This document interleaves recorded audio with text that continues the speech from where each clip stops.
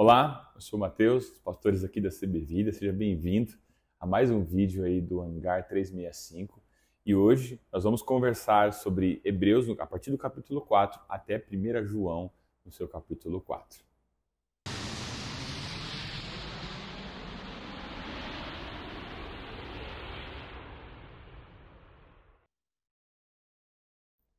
O livro de Hebreus é o mais longo sermão que nós encontramos aqui nas Escrituras sobre o porquê e como Jesus Cristo é superior a todas as coisas. Basicamente, a gente pode dividir esse livro aí em duas partes, do capítulo 1 até o capítulo 6 e do capítulo 7 até o 13. O capítulo 1 até o 3, 4 a gente já está vendo no vídeo anterior, mas a ideia aqui é só para reforçar a questão da importância que o escritor de Hebreus dá para a imagem de Jesus, que é a expressão de Deus. Vai falar sobre essa superioridade de Jesus sobre os anjos, sobre os profetas, sobre Moisés, como esse grande sumo sacerdote. Inclusive, ele fala sobre a aliança de Jesus, que inclusive é muito superior à primeira aliança que foi feita entre Moisés, Deus e o povo de Israel. O povo de Israel foi prometido a eles um descanso, mas a nação não herdou esse descanso por conta da sua desobediência e da sua descrença.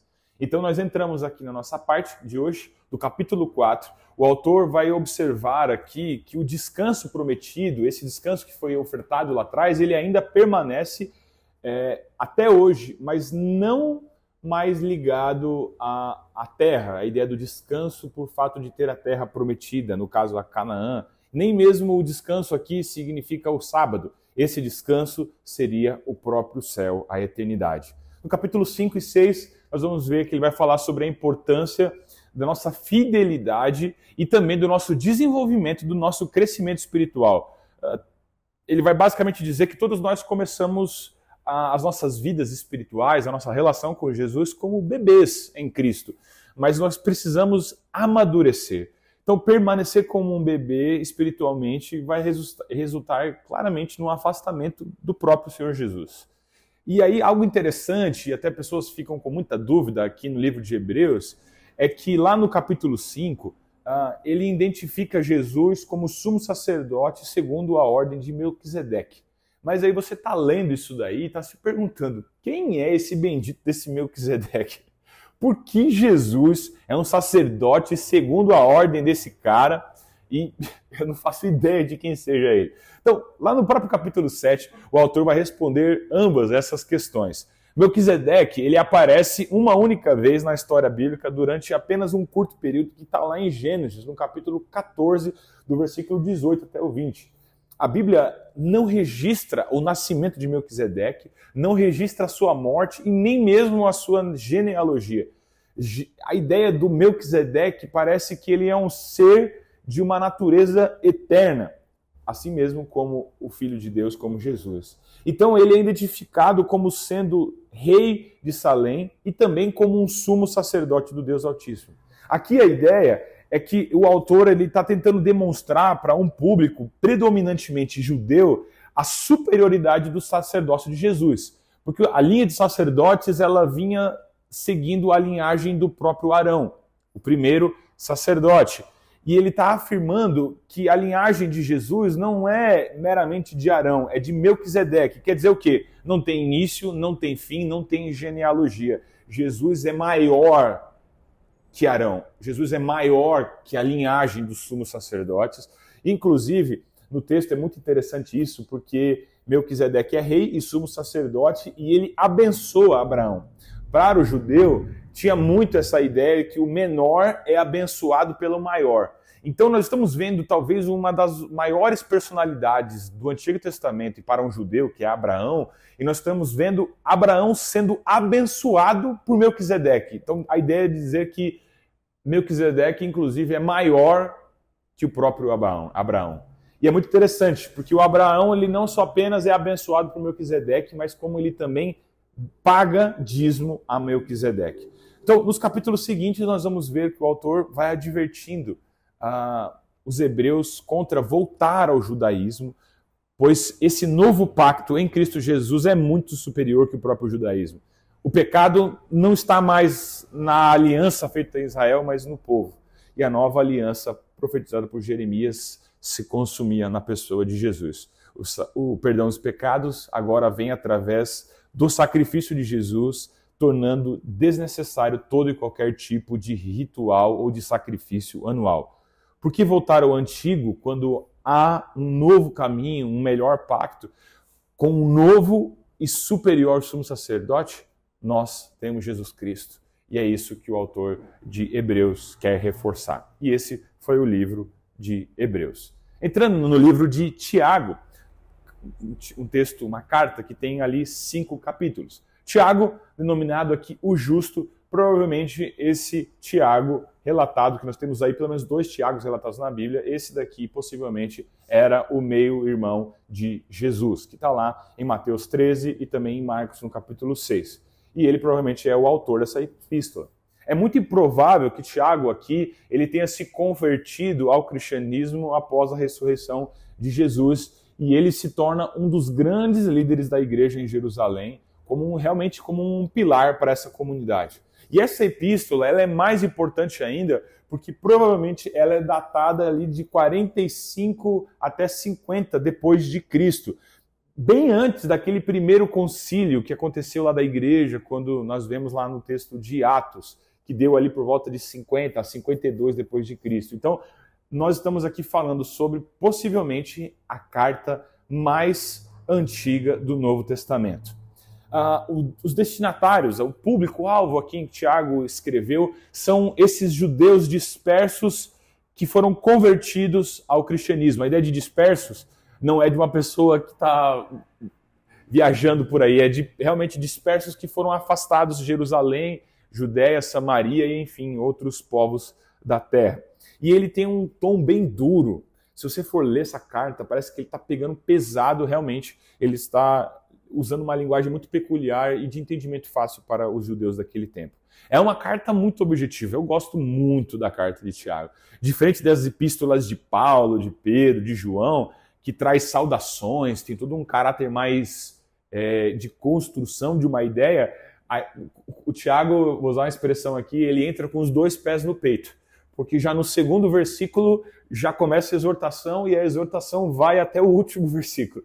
Então com ele não tem jogo leve, ele já vai direto ao ponto. E basicamente são muitos temas abordados dentro desses 5 capítulos, mas vamos lá, no capítulo 1, ele vai enfatizar muito sobre as atitudes certas diante de provocações e tentações e chama esses leitores a praticarem e não apenas ouvirem a palavra de Deus. No capítulo 2, ele vai abordar pelo menos 2 assuntos muito importantes. Primeiro é a condenação de preconceitos socioeconômicos que existiam na igreja. Pessoas que tinham mais dinheiro, tinham mais condições, estavam segregando outras pessoas. Um absurdo. E também a necessidade de obras que demonstram a autenticidade da fé. A ideia de combater essa noção da salvação apenas pela fé, mas a ideia de que uma fé sem as obras, ela está morta. Então, no capítulo 3, ele apresenta uma das adversidades mais fortes no Novo Testamento sobre o uso da língua e nos chama a usar a nossa língua com sabedoria. Inclusive, queria deixar aqui um apêndice. Nós aqui na CB Vida, nós fizemos uma série recente baseada nesse capítulo, no capítulo 3 de Tiago, com o título de Minha Boca Grande. Está aqui, salva no nosso canal do YouTube, se você depois, se você não pôde assistir, assista novamente, vai abençoar muito a sua vida. O capítulo 4, ele vai falar sobre uma série de atitudes carnais que atrapalham o nosso serviço e o nosso desenvolvimento na nossa relação com Deus. E por fim, no capítulo 5, ele encerra essa epístola com várias instruções que exigem aí uma perspectiva da eternidade e de uma realidade espiritual e não materialista e não carnal. Tiago mostra a preocupação dele com as pessoas abandonarem a fé em Cristo Jesus e encerra a carta com orientações sobre o resgate de pessoas que estão desviadas. Ele vai dizer, meus irmãos, lá em Tiago 5, 19 ao 20, vai dizer assim, meus irmãos, se algum entre vós se desviar da verdade e levar alguém a se converter, saiba que aquele a quem você converteu, o pecador do seu caminho errado será salvo, e da morte a alma dele será liberta, porque o amor cobre uma multidão de pecados. Do começo ao fim, o livro de Tiago vai ser imerso em instruções e recomendações extremamente práticas, nada muito teórico, totalmente prático e que devem ser aplicados nas nossas vidas, no nosso dia a dia. E esse foi o livro, a Carta de Tiago. Entramos então aqui em 1 Pedro. A primeira carta então, de Pedro é um forte consolo a todos que vivem os dias difíceis. E é óbvio, aqui nós estamos nessa carta, recebemos a saudação do próprio apóstolo, então nem temos muitas questões a discutir aqui sobre a questão da autoria. E aqui, essa carta ela é realmente uma fonte de conforto para quem está lutando com perseguição, passando por injustiças, por questões que estão realmente trazendo angústia para a nossa alma. Ele está escrevendo aqui para esses cristãos que provavelmente estão ali situados mais ao leste ali da Ásia Menor, aquilo que hoje faz parte ali da Turquia.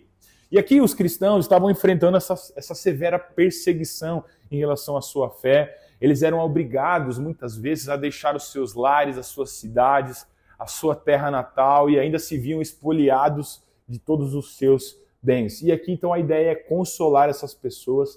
Pedro faz questão de, durante toda essa carta, relembrar as pessoas da sua salvação que receberam em Deus, encorajando eles a ficarem firmes e oferecendo várias orientações sobre o dia a dia, como que essas pessoas elas podem continuar se estimulando a continuar vencendo cada uma dessas batalhas.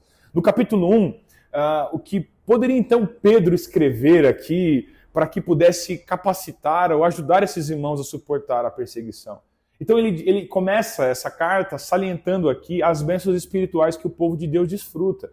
Ele relembra desse renascimento através do batismo para uma vida de esperança, e não apenas uma esperança nessa terra, mas também uma esperança celestial, e finaliza esse capítulo falando sobre como nós podemos repousar no fato que Deus ressuscitou Jesus dos mortos e que também nós iremos ressuscitar com ele. No capítulo 2, ele vai descrever os cristãos como pedras vivas.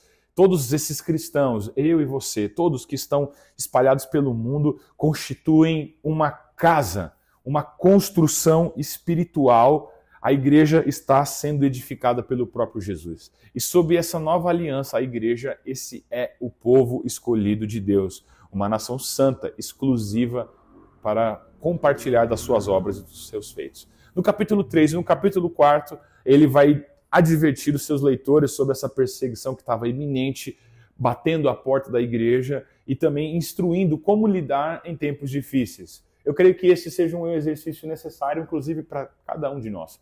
Em todas as eras da igreja, nós enfrentamos tempos difíceis, tempos de crise, nós precisamos aprender a cuidar e zelar pela nossa fé.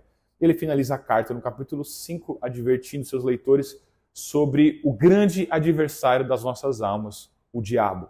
Enquanto Deus cuida dos filhos de todos nós precisamos estar alertas e atentos para resistir o diabo no dia mau. Ele ora em favor dos seus leitores, pedindo a Deus que os apoie e fortaleça diante desse tempo. Em sua oração, ele vai relembrando aqueles cristãos que estão passando por um tempo de dor e enfatizando que esse período ele é temporário e que todos nós estamos chamados e predestinados a viver um tempo de uma eterna glória com Ele junto nos céus. Que, inclusive, se preciso for morrer por essa mensagem, para nós vale a pena. E essa foi a primeira carta de Pedro. Entrando na segunda carta de Pedro, o próprio autor também continua sendo o Pedro, e ele foi escrito aí para ser lido por várias igrejas. Aqui a ideia era ser uma carta não apenas direcionada a um grupo, mas realmente uma carta comunitária, para ser lida em várias comunidades espalhadas. E aqui a ideia também era fortalecer a fé dos crentes e agora acrescentaria o tema dos falsos mestres, ensinamentos heréticos que estavam surgindo no meio da igreja. Várias heresias daquele tempo, uma das mais fortes aí, que talvez você conheça até hoje, é o gnosticismo. Pedro exorta os leitores a permanecerem firmes na verdade e crescerem na graça e no conhecimento de Cristo Jesus. Então, o livro de 2 Pedro aborda todos esses temas importantes para a fé. E uma dos principais temas é a importância do conhecimento da verdade. No capítulo 1, nós encontramos várias exortações sobre a virtude e a santidade.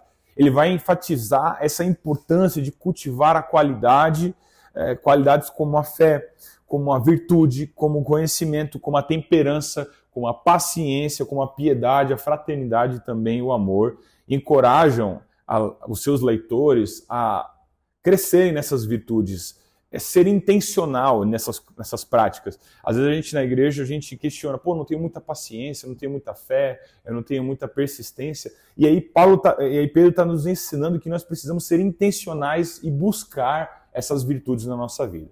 Já no capítulo 2, Pedro adverte sobre os leitores a presença de falsos mestres e ensinamentos heréticos que estavam sendo infiltrados na comunidade cristã. E ele vai descrever esses falsos mestres como pessoas arrogantes e gananciosas que estão distorcendo a verdade. Pedro exorta os leitores a permanecerem vigilantes. E como que a gente pode saber, pastor, como que se isso é verdadeiro, se aquilo que está sendo anunciado, conhecendo a Jesus e crescendo numa relação com ele? Não tem outro jeito, é conhecendo a sua palavra. Então ele finaliza a carta lá no capítulo 3, onde Pedro descreve o retorno de Cristo como um evento certo e inevitável. Ele usa lá uma expressão até um pouco até chocante, talvez a gente olhe assim, nossa, não sei se eu usaria essa expressão. Ele fala que a vinda de Jesus seria como um ladrão que vem no meio da noite, que não avisa que vai entrar na casa e simplesmente vem. E ele exorta os seus leitores a estarem preparados para isso. E aí reforça a importância de viver uma vida santa, piedosa, na expectativa e na esperança, sempre prontos, porque Jesus em breve voltará. E assim nós finalizamos a carta de 2 Pedro. Então, chegamos aqui no nosso último livro que nós vamos conversar hoje, que é 1 João. Já a 1 João, você pode dizer, então é certo que é João também que escreveu. Em teoria, sim, porque aqui no própria carta não contém a identificação clara do seu autor, mas os teólogos, enfim, estudiosos, a evidência bíblica, histórica muito forte apontando para o próprio apóstolo que escreveu o Evangelho segundo João, escrevendo também a 1 João.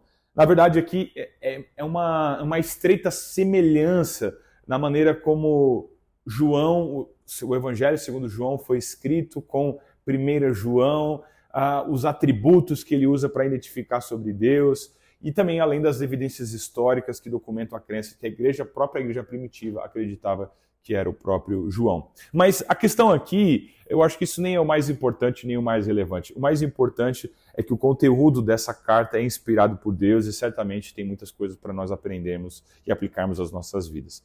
Naquela época, nessa época aqui de João, que talvez aqui essa carta foi uma das últimas a serem escritas no Antigo Testamento, existiam muitas heresias e controvérsias sobre a divindade de Jesus e várias seitas estavam surgindo ali naquele tempo. Então, além dessas questões de dúvidas sobre quem Deus é, temos ali ambiente de perseguição, as autoridades ali romanas, um período de forte perseguição, e que muitas pessoas ali abandonaram a sua fé para evitar a morte e para evitar a prisão. Então é nesse contexto aqui que João está escrevendo essa primeira de 3 epístolas, exortando os crentes a permanecerem fiéis a Cristo Jesus.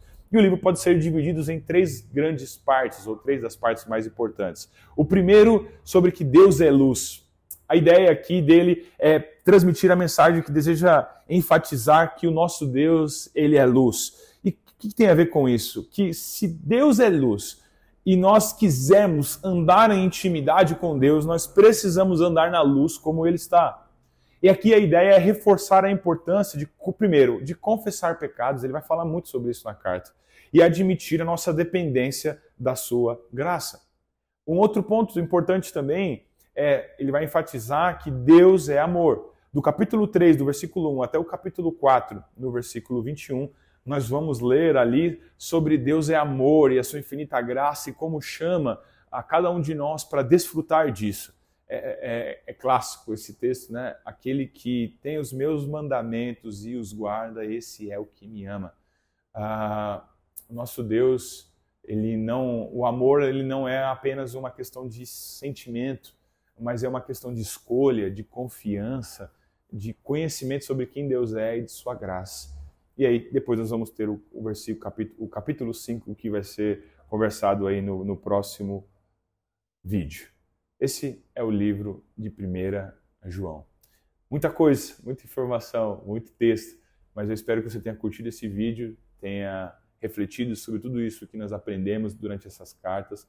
Curta, compartilhe esse vídeo com seus amigos, se inscreve aqui no canal, segue a gente nas redes sociais e até o nosso próximo encontro aqui. Até mais, gente!